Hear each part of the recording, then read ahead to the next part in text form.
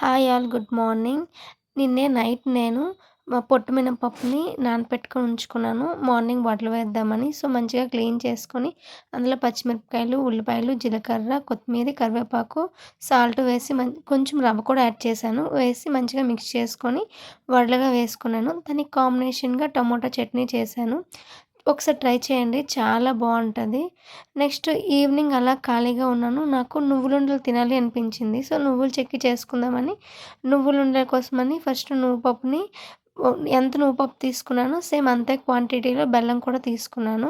నువ్వుల్ని ఫస్ట్‌గా మంచిగా ఫ్రై చేసుకొని ఒక ప్లేట్‌లో తీసుకొని ఉంచుకున్నాను. ఆ తర్వాత బెల్లంని వేసుకొని 1 cup of water 1 cup of బెల్లంకి కొంచెం వాటర్ యాడ్ చేసి పాకం కొంచెం గట్టి పాకం తీసుకున్న తర్వాత ప్లేట్‌కి ఘీ అప్లై చేసుకొని ఆల్రెడీ పాకం తీసించిన నువ్వుల చెక్కిని అందులో ప్లేట్‌లో వేసి మంచిగా చెక్కి షేప్‌లో చేసుకొని చల్లార్చిన తర్వాత పీస్ కట్ చేసుకుంటే చాలా